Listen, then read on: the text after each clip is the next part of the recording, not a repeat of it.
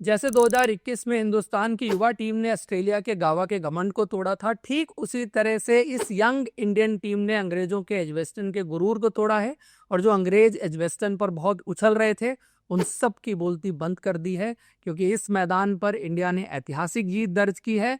और विदेशों में भारत की सबसे बड़ी जीत 336 रन का मार्जिन ये बताता है कि इंडिया की टीम इस गेम को डोमिनेट कर रही थी। और इस मैच में इंग्लैंड कभी भी गेम में compete करती हुई नजर नहीं आई। एक आधा सेशन जो उनके फेवर में गया, वो उस वक्त पर गया जहां पर इंडिया की टीम बहुत आगे थी, और उससे इंडिया को कोई फर्क पड़ने वाला नहीं था, मैच के नतीजे पर कोई फर्क पड़ने वाला नहीं था। वैसे इंडिया इस सीरीज में भी डोमिनेट कर रही है। अंग्रेजों के फेवर में जो चीज है वो ये है कि वो इन विकेट्स और कंडीशंस को बेटर समझते हैं। इंग्लैंड बेसबॉल क्रिकेट खेलती है, जिसके लिए उनको बेटर विकेट्स चाहिए। उन्होंने बेटर बैटिंग विकेट्स प्रिपेयर किए। शायद इंडिया इस चीज के लिए तैयार नहीं थी। इंडिया की तैयारियां ऐसी थी कि आपको टिपिकल इंग्लिश कंडीशंस मिलेगी, इस वजह से पहले मैच में आपसे सिलेक्शन में भी गलती हुई। लेकिन दूसरे मैच में इंडिया ने उस गलती को ठीक किया, और उसके बाद आके जो क्रिकेट खेली है वो बहुत कमाल की है। स्कोर लाइन भले ही आपको एक एक दिख रही हो यहाँ पर, बट अब तक अगर 10 दिन का खेल हुआ है, 10 दिन में से 8.5 से 9 दिन इंडिया की टीम ने इस सीरीज में अब तक डोमिनेट किया है। और इंडिया के लिए जो प्रदर्शन रहा है, Shubman Gill leading from the front, जो बातें सब हो रही थी उनके बारे में वो सब पीछे छूट गई। जो बल्लेबाजी उन्होंने इस सीरीज में की है, लोग कहेंगे कि यार ये बेटर बैटिंग विकेट हैं, किसी और खिलाड़ी को मिली होती तो बहुत कुछ कर देता, इतने रन बना देता, इंग्लैंड में आंकड़े और बेहतर कर लेता।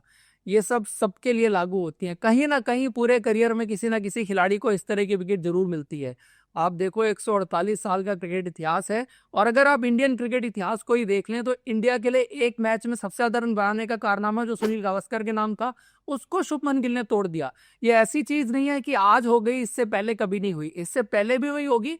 जो चीज शुभमन गिल ने कर दी है ना, वो बहुत बड़ी चीज है। इस सीरीज में अब तक जो 300 लगाए हैं, उसके अलावा इस मैच में पर्टिकुलर जो बल्लेबाजी, फिर आप धीरे धीरे उनको एज ए कैप्टन भी तो ग्रो होते हुए देख रहे हैं ना।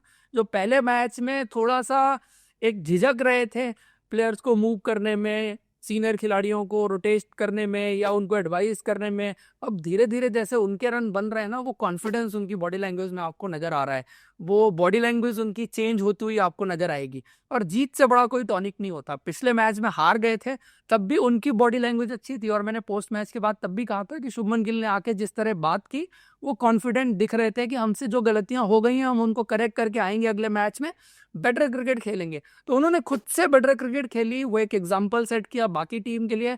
और इंडिया की बल्लेबाजी ऑब्वियसली कोई प्रॉब्लम नहीं रही इस सीरीज में। As you know, wickets are better in this series. England के लिए भी सेम चीज है, उन्होंने भी काफी रन बनाए हैं। बट जो चीज अब डिफरेंस डाल गई ना इस मैच में और पिछले मैच में, कि इंडिया ने एक तो कैचेस कम छोड़े, और दूसरा इंडिया की जो गेंदबाजी इस मैच में बेटर हो गई, जो पिछले मैच में बहुत ऑर्डिनरी दिख रही थी।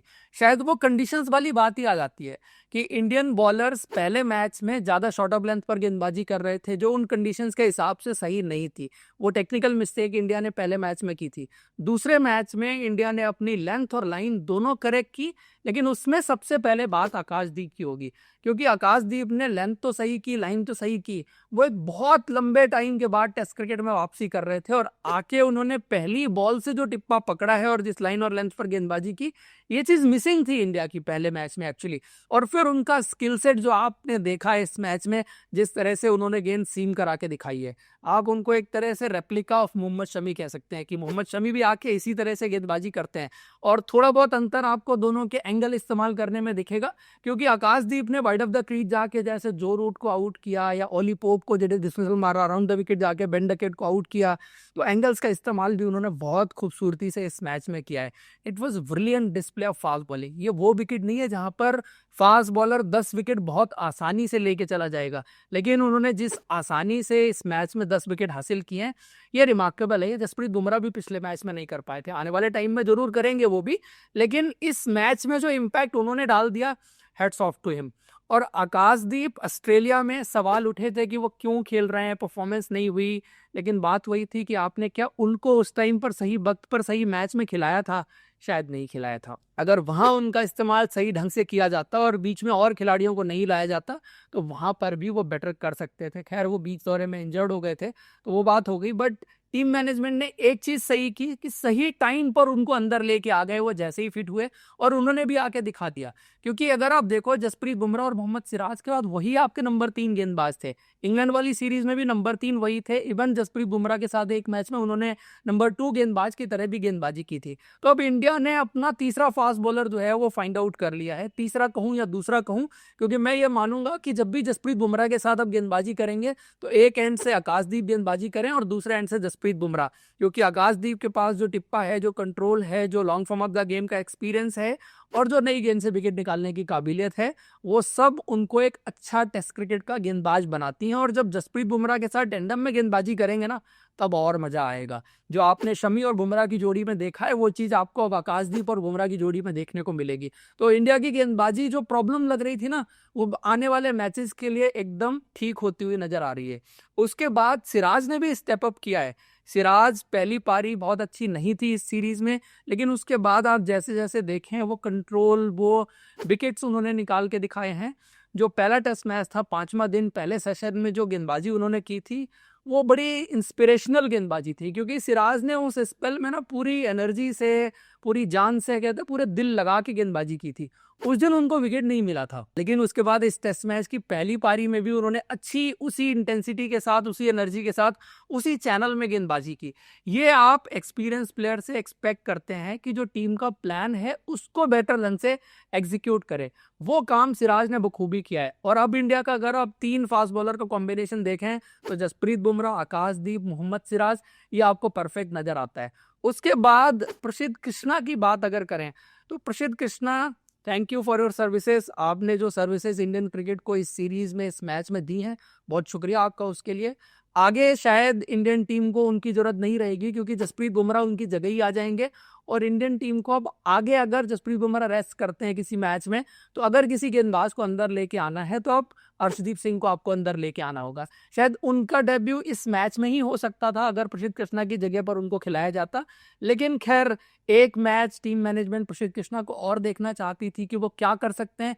पहली पारी में उन्होंने निराश किया, बट 5वें दिन पर ठीक गेंदबाजी की। अब ये ठीक गेंदबाजी से वो अपनी जगह बचा जाएंगे, ये मैं कह नहीं सकता। मुझे लगता है कि प्रसिद्ध कृष्णा को और बहुत कुछ टेस्ट क्रिकेट में सीखने की जरूरत है। उसके बाद वापस जरूर आके टेस्ट क्रिकेट खेल सकते हैं, बट अभी मुझे लगता है कि जितनी सर्विसेज इंडिया के लिए उन्होंने दी हैं, उनका शुक्रिया उसके लिए। उसके बाद नीतीश कुमार रेड्डी की बात जो मैंने की थी, नीतीश कुमार रेड्डी अब इंडियन टीम में खेलेंगे ही खेलेंगे, क्योंकि ये डिबेट आगे चलेगी, नीतीश रेड्डी वर्सेस शार्दुल ठाकुर, दोनों में से कौन खेलना चाहिए। यहाँ पर आपको एक्स्ट्रा स्पिनर चाहिए था, तो आप जो है वाशिंगटन सुंदर को ले आए और उसके बाद आपने अपना कॉम्बिनेशन सेट कर लिया। अब लॉर्ड्स में अगर WTC फाइनल जैसी कंडीशंस हुई, देन आप फिर से शार्दुल ठाकुर को प्लेइंग 11 में लेके आएंगे। इट डिपेंड की कंडीशंस कैसी होती हैं। तो फिर आपको अगर शार्दुल ठाकुर को नहीं लेके आना है और नीतीश कुमार रेड्डी का बेटर इस्तेमाल करना है, तो कैप्टन, कोच और टीम मैनेजमेंट को यह सोचना पड़ेगा कि नीतीश कुमार रेड्डी का बेटर इस्तेमाल कैसे हो सकता है। और बेटर इस्तेमाल हो सकता है कि उनको अपॉर्चुनिटी दी जाए। अब अपॉर्चुनिटी आप कैसे दे सकते हैं कि जितना आप उनको जल्दी गेंदबाजी के लिए स्पेल में लेके आ सकते हैं, क्योंकि अगर आप 40 ओवर पुरानी गेंद उनको देते हैं, 50 ओवर पुरानी गेंद देते हैं, तो फिर वो उनके पास अपना स्किल सेट दिखाने का मौका नहीं होगा। आप नई गेंद दें, आप उनको रिस्पॉन्सिबिलिटी दें, तो बेटर रिस्पॉन्ड कर सकते हैं। और ये बहुत बार बहुत सारे प्लेयर्स के साथ होता है। उनको ऑस्ट्रेलिया में गौतम गंभीर ने एज अ बैट्समैन जो रिस्पॉन्सिबिलिटी दी थी, उन्होंने उसको बखूबी निभाया। यहाँ पर उनको थोड़ा सा बॉलिंग का चैलेंज देने की जरूरत है। आप उनको 1 चेंज 2 चेंज गेंदबाजी थोड़ा जल्दी कराएं जब गेंद हरकत कर रही हो। वैसे ही यहाँ पर मेन गेंदबाजों को प्रॉब्लम हो रही है 15-17 ओवर पुरानी गेंद को डालने में, तो एक medium pace, gentle medium pace गेंदबाज को तो प्रॉब्लम आएगी डालने में। तो वो एक चीज है, इनको अगर इंडिया की प्लेइंग 11 में बने रहना है तो एज ए बॉलर यूटिलिटी बढ़ानी पड़ेगी। और उसके बारे में टीम मैनेजमेंट को सोचना पड़ेगा कि कभी सिचुएशन ऐसी है जहां पर उनको गेंदबाजी कराई जा सकती है, क्योंकि जब एक कॉन्फिडेंस में ग्रो होंगे ना, तो अब गेंदबाजी ऑटोमेटिकली जो है वो आपको बेटर होती हुई नजर आएगी। स्किल सेट ग्लिम्सेस वो दिखा रहे हैं। पेस की बात आप करें तो 130-135 अच्छी डिसेंट पेस पर ऑपरेट कर रहे हैं। पॉइंट इज वो कॉन्फिडेंस कि मैं विकेट निकाल सकता हूं, कर सकता हूं। डोमेस्टिक क्रिकेट खेलते हैं, नई बॉल ज्यादातर उनके हाथ में होती है, तो वहां पर इन्होंने डोमेस्टिक में विकेट्स निकाले हैं। ऐसा नहीं है कि बिल्कुल कुछ गेंदबाजी नहीं कर सकते, लेकिन अभी तक जितना देखा है, जहां गेंदबाजी जिस स्टेज पर आती है बहुत ऑर्डिनरी लगते हैं। तो इसलिए थोड़ा सा out of the box thinking की जरूरत है टीम मैनेजमेंट की तरफ से यहाँ पर, कि कैसे नीतीश कुमार रेड्डी की यूटिलिटी को बेटर किया जा सकता है। रही बात स्पिनर्स की, जडेजा ने बल्लेबाजी अच्छी की, गेंदबाजी अप टू द मार्क नहीं है। सेम गोज विद वॉशिंगटन सुंदर, दोनों ने बल्लेबाजी अच्छी की बट गेंदबाजी इन क्वेश्चन रहेगी। यहाँ पर फास्ट बॉलर्स ने आपके लिए काम कर दिया, अदरवाइज 5वें दिन स्पिनर्स से एक्सपेक्टेशंस ज्यादा थी कि वो ज्यादा विकेट आपके लिए निकाल के देते। और अब यहाँ पर इंडियन टीम को ये देखना पड़ेगा कि हम दोनों स्पिनर्स को कब कब साथ खिला सकते हैं और कब नहीं खिला सकते। देखो इस मैच में बल्लेबाजी इंडिया की इतनी अच्छी हो गई कि गेंदबाजों पर उतनी नौबत आई नहीं, बट आ सकती है। जैसे पहली पारी में जब पार्टनरशिप 300 रन की लगी तब आई थी, तब स्पिनर्स ने रिस्पॉन्ड नहीं किया। आज भी एक स्टेज पे ऐसा लग रहा था कि 5वें के बाद 6वां विकेट कैसे गिरेगा, लेकिन खैर वो आकाशदीप की ब्रिलियंस ने आके जो विकेट निकाला उसके बाद तो चीजें इंडिया के लिए बहुत आसान हो गई। लेकिन इन स्पिनर्स को विकेट्स निकालने पड़ेंगे। आप ऐसे स्पिनर्स नहीं पिक कर सकते जो आपके लिए विकेट ही नहीं लेते हैं। आपको कुलदीप यादव को कब लेके आना है इस बारे में जरूर सोचना पड़ेगा। वैसे इंडिया की गेंदबाजी इस मैच के बाद आपको अच्छी दिखेगी, बट जो वीकनेस इंडिया की टीम में अभी भी मुझे लगता है नजर आ रही है वो यही है कि आपका स्पिनर विकेट नहीं निकाल रहा है, ये इंडिया के लिए। उसके बाद अगर आप इंडिया की बल्लेबाजी पर आ जाए तो सब कुछ सॉर्टेड है। अगले मैच के लिए आई डोंट थिंक कि बल्लेबाजी में बहुत ज्यादा चेंजेस होंगे। जसप्रीत बुमराह आ जाएंगे और इंडिया को शायद अगर लॉर्ड्स में विकेट कैसा है उसके हिसाब से बाकी चेंजेस अपने देखने पड़ेंगे। आप लोग को क्या लगता है कमेंट करके बताइए। वीडियो और इन्फॉर्मेशन अच्छी लगी है तो लाइक और चैनल को सब्सक्राइब जरूर करें। Thank you, see you in next video.